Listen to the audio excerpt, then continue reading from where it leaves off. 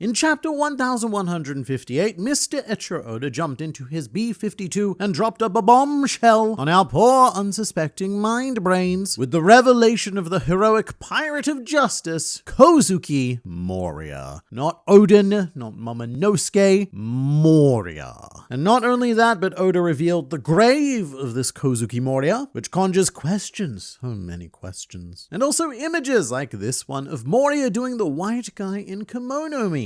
Me when I say Shichibukai instead of Warlord. But even before this revelation, Moria had stronger ties to Wano than most people, including myself, picked up on at the time, as Wano was an existence that essentially started to take form during Thriller Bark. In fact, Wano is first mentioned in chapter 450 by Dr. Hogback, who was describing Ryuma, the zombified remains of Wano's greatest of heroes. Oda was thinking about Wano all the way back then, because he had no idea just how long it would take to finally get there. And so Moria was also tied into setting Wano up through his family name. Let me explain. Our first clue can be found on the grave of Kozuki Moria itself. The official Viz translation elected to keep the name in Japanese, which I think was the right thing to do. The scans translated the name on the grave into English, and that was the wrong thing to do, because how Moria's name is written tells us quite a shocking amount of the story. And I would assume that most of you watching this video are seasoned weebs, but for those who are not, Japanese has 3 alphabets: hiragana, katakana, and kanji. Kanji are the funky characters, hiragana is the phonetic script for native Japanese words, and katakana is the phonetic script for foreign words and other assorted uses, meaning that you can write the same thing in 3 different ways, with those 3 different ways implying different meanings. Now, on the grave, Moria's name is written in both kanji and hiragana. The Kozuki part is in kanji, and the Moria part is in hiragana, which is curious to me because Gekko Moria's name is written in neither of those. It is fully written in katakana, Gekko Moria. That part there, that's not so unusual. In fact, almost every One Piece character's name and names of places are written in katakana with a couple of exceptions, and that's mostly the characters and places in Wano. Kinemon, for example, is written with a combination of kanji and hiragana because that is Oda's linguistic standard. There is an in-world Japan, and in that country they use the script for native Japanese. However, everywhere else in the One Piece world uses the script for foreign words. And if I, man on the internet, was to offer a meta explanation for this, I personally think that part of it is to make One Piece as accessible as possible to everyone of all ages by actively trying not to include too much complex kanji. But on this grave, Moria, his name is written as if he was a Wano native, and his history is expanded on further with the cover of chapter 1154, where Yamato and newfound friends of Yamato go to pay their respects to the grave of the hero born in the West Blue and raised in Ringo. Kozuki Moria fellow, he's not just a name, he has some established history on Wano, specifically in Ringo. And this is something that Eiichiro Oda has been very, very clever with. Clever in a way that makes it feel like we're not changing history by suddenly reintroducing Kozuki Moria. However, you can change history with the sponsor of this video, Fableverse. Keep watching until the end for a chance to win a $100 Amazon, Steam, or Crunchyroll gift card. Fableverse is a free platform on voice.me where you can instantly hop into immersive and interactive stories featuring characters from all across the anime spectrum, like Luffy, Zoro, Sanji, Goku, Naruto, all of them, and engage in wild what-if scenarios like what would happen if Luffy fought Zoro for real? Not that Whiskey Peak business, I mean a true one-on-one. But if you're not interested in that kind of story, then you can also directly chat with One Piece characters like Nami. She'll even send you a selfie as soon as you start speaking with her, and if you whisper enough sweet nothings about treasure in her ear, she'll send more and more photos to collect, like building a collection of cards through this completely unfiltered chat. And in regards to Nami, Fableverse is running a limited time giveaway. If you talk to Nami and send at least 8 messages in the chat, then you will have a chance at winning one of 5 $100 gift cards. Just make sure that you're logged in so that your entry counts, and you'll find the link to Nami's character chat in the description of this video, as well as many other One Piece characters to choose from. So you can and should check out Fableverse using my link in the description. It's thanks to sponsors like Fableverse that we're able to bring you the best fictional pirate content possible as often as possible, so definitely check it out. But for now, it's back to you. Me? Thanks, me. Moria's alleged family name Gekko, whilst written in katakana, can also be translated into the following kanji, which are the symbols for moon and light together, meaning moonlight. Very lovely. But if these 2 kanji look familiar to you, then mate, they absolutely should, because these 2 kanji are also used to form the name Kozuki. All you need to do is flip them around and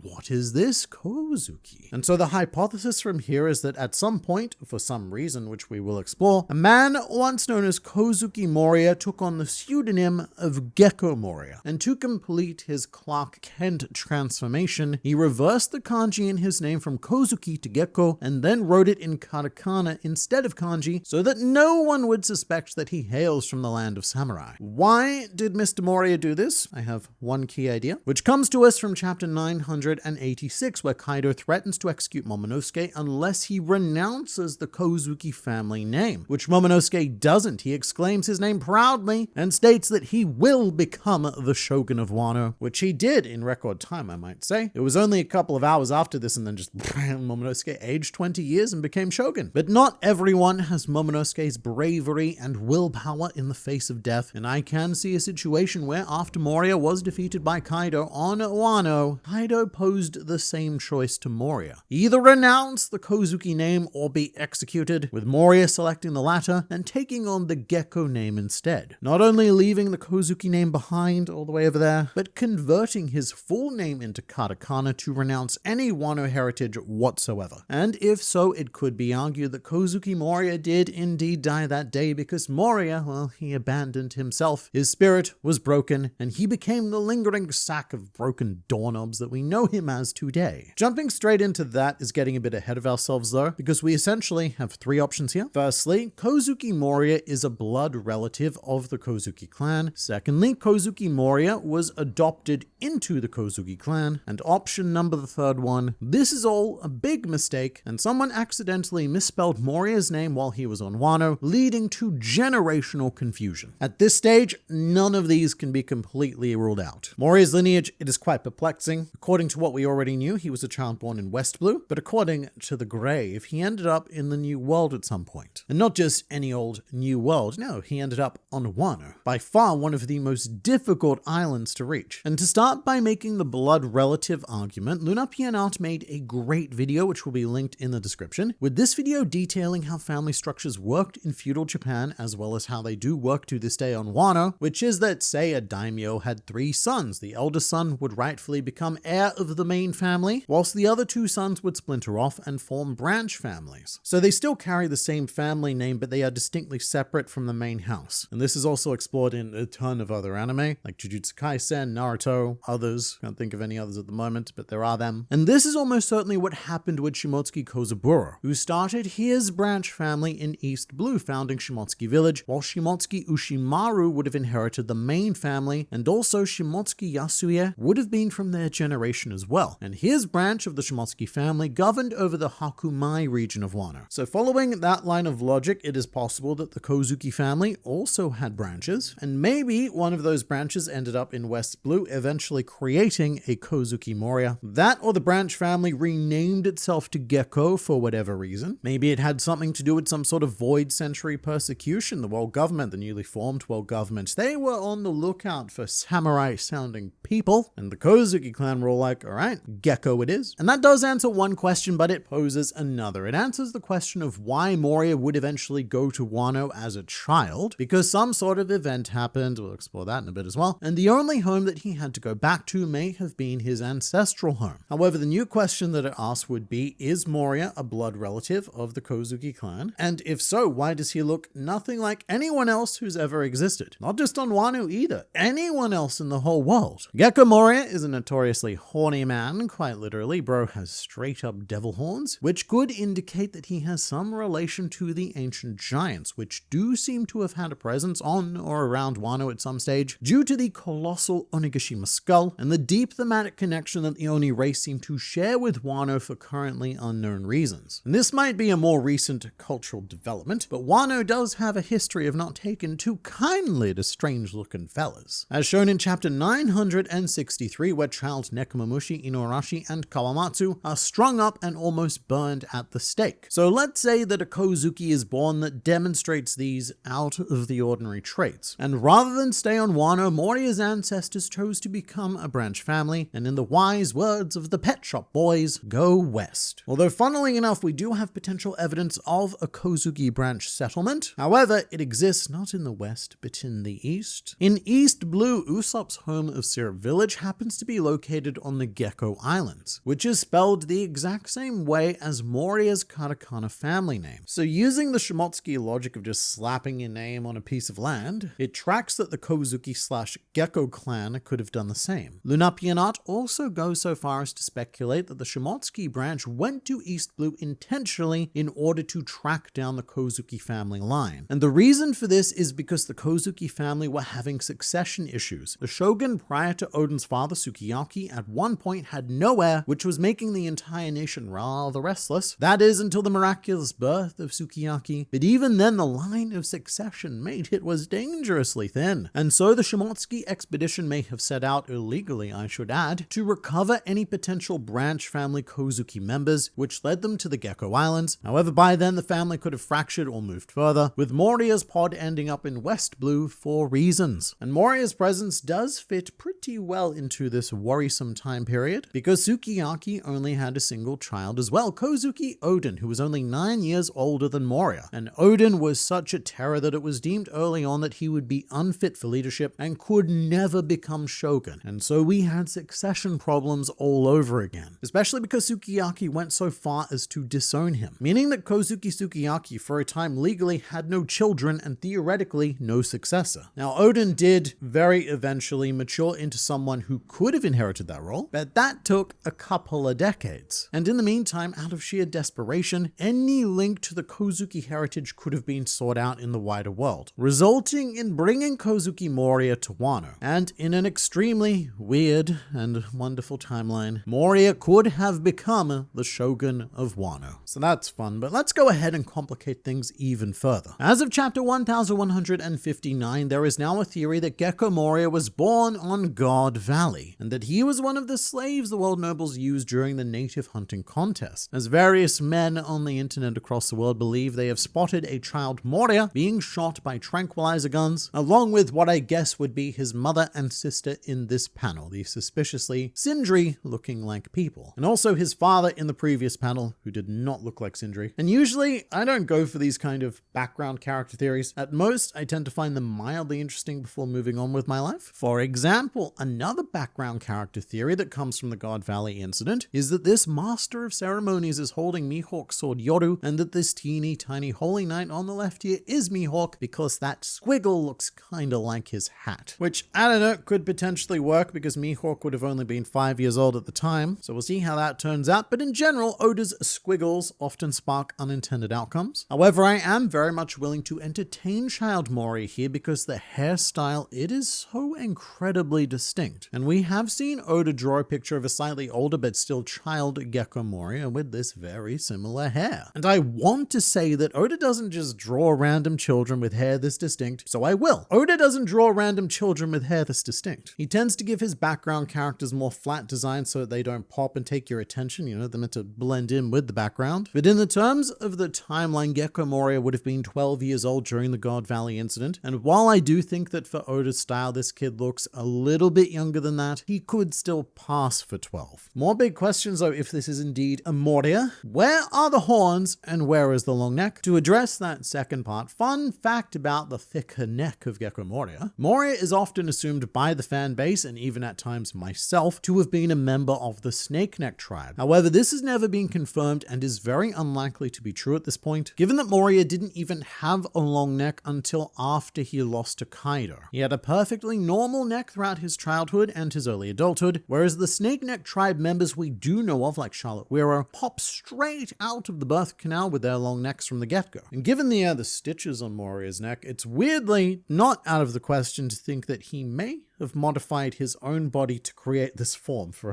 who knows what reason, or that he had Hogback's help to create that body. Gecko Moria may have chosen that body. And as for the horns, they grew in over time. The confirmed image we do have of Moria as a child has the horns only just starting to show, so I could see this God Valley kid being a younger Moria, because why not? And so the flow of this theory becomes Moria narrowly escapes the God Valley incident, but with his home island now erased from history, Moria gets gets taken to his ancestral home of Wano, because there's nowhere else to go, where he is allegedly raised on Ringo, and Ringo happens to be the territory where Moria fought against Kaido. So the dude could have been fighting for the place it is where he grew up, resulting in this fine meme of the Chad Kozuki warrior versus the virgin Kozuki Loden, who at the time was dancing naked in the streets of the flower capital, whilst Gecko Moria was bravely feeding the lives of his crew into the meat grinder that is Kaido. And so there's some very bitter tragedy to be had here, but also a lot of potential respect for Moria. If he was a Kozuki, then he may have been in line to become Shogun, and he was acting like it by taking on Kaido to liberate his home, but it cost him everything, even his identity in the process. Meanwhile, Oden was patient. He was able to keep his vassals alive as well as the hostages that Orochi was threatening him with, and it would take a further 20 years after his death, but Oden ensured that Wano would one day be free. But that doesn't mean that Moria also won't have a big part to play in the future, because as a potential Kozuki clan member, the question does now need to be asked, can Gecko Moria read and or write poneglyphs? When I originally proposed the idea of Moria potentially being able to do this in a video, I got a lot of comments saying that it is simply not possible because the Kozuki clan only passed that ability down to one son per generation. And because Kozuki Oden was the chosen child of Moria's generation, then it means that Moria would have missed out. And this was one of those moments where I had to deeply question my fictional pirate profession, because I had no memory of this. And I scoured the manga for every Oden quote I could find, and the closest that I got was in chapter 966, where he tells Roger, "This is the secret cipher of the Kozuki clan of Wano, passed down strictly from generation to generation." But well, that's quite vague. It doesn't state that it can only be one son, just one generation to another generation. And due to the Kozuki family succession issues, it just turns out that it happens to be from one father to one son, because no one bothers to have more than one child. But the reason why I couldn't find this one son line is because it doesn't actually exist in the manga. It is, however, in the Wano anime, in the episode that adapted chapter 966, which wildly enough was also episode 966. That's crazy. And it is here that Oden tells Roger that only one son per generation is taught to read and write the ancient language. I don't know why it is that the anime differs so radically from the manga, but whenever the anime goes way out on a limb like that, you need to be wary of it. A good example is when the anime revealed that Diaz Drake was the man who had a 1% chance of surviving the night during the raid on Onigashima, which wasn't actually revealed at that point in the manga, and as it turns out, Hawkins was actually talking about himself. He was the 1%. So just because the anime makes a choice and says that something's true doesn't make it true. The manga is much more vague, and it leaves a lot of room for Oda to bestow abilities upon Moria if he so desires. But I'd also argue that it wouldn't matter at all if that exact line was said in the manga, because the point is that Moria has now been given that sweet, sweet proximity. Even if he wasn't formally taught, even if he wasn't allowed to be taught, there's nothing to stop Oda from saying that Moria learned himself by being sneaky and eavesdropping on Oden's secret lessons, perhaps with the assistance of shadow powers. And from here, it's very easy to make any narrative excuse that Moria could have this ability. And there's also good reason as to why he might need it, as it is heavily suspected that Moria is going to join the Cross-Guild Alliance in the future, because they do seem to be collecting former warlords. And in the Viviacard data book, we saw one of Oda's early Cross-Guild sketches, which included Perona as a member, something that has not yet come to fruition. Perona is currently with Moria after having just escaped Hachinosu. So if Oda does still want to have Perona join Cross-Guild as was originally intended, then it would more than likely happen with Moria, because Moria has very few other options. He was imprisoned by Blackbeard, he's an enemy of Luffy, he probably isn't going to get along very well with Shanks, and he does have this slight vendetta against the world government for that incident where they tried to murder him. So Cross-Guild at the moment feels like the only fit for Moria, and he could bring great value to them in regards to the poneglyphs. Buggy has just declared his campaign to become the Pirate King, which has forced the hands of Crocodile and Mihawk to just go along with it, and in order to have any chance of doing it, Cross-Guild will need their own poneglyph translator to discover the location of Laugh Tale, unless Buggy just so happens to remember where it was while he was on Roger's ship. But if not, this could be a role that Oda is setting Moria up to slot perfectly into. However, we should also acknowledge that everything it is that I've just said could be an overreaction, and that what's happening here is more comedy than anything. That Moria went to Wano for his selfish reasons, as we suspected, and then people heard of this Gecko Moria clashing with Kaido. They then assumed that he was some hero trying to liberate them, and when they tried to honor his sacrifice, they spelled his name in traditional Wano style, not knowing about his katakana spelling, which over time confused people into thinking that another Kozuki existed. I do think that that would be a very fun outcome for Moria to accidentally become a legendary hero. However, I'm less sold on this idea because even if his name was misinterpreted in kanji rather than katakana, the grave would still read Gecko Moria rather than Kozuki. The order of those two kanji matters a lot. So there would need to be a second layer of mistakes happening here. Although you could also argue that Moria lied about his name, as when on Wano, all the Straw Hats use slightly modified names like Luffy, Taro, Zorojuro, Usohachi, Sangoro, Franosuke, etc. And secret names in general are also a pretty common theme on Wano. Komurasaki is actually Hiyori, Kyoshiro is actually Denjiro, Shutenmaru is Ashura Doji, Gyukimaru is Onimaru, Toniyasu was Shimotsuki Yasuye, etc. There's so many more examples, and it could be that Moria falls into that trend as well, and perhaps lied about his heritage of being raised in Ringo. But even then, surely someone would have been able to confirm it. There were a lot of people on Wano who knew at least its recent history, and yet Kozuki Moria is now a canonized part of said history. But you let me know in the comments. Do you think Moria has some grand secret history as a Kozuki clan member, or is this all one giant shallot-shaped joke from Joke Lord Eiichiro Oda?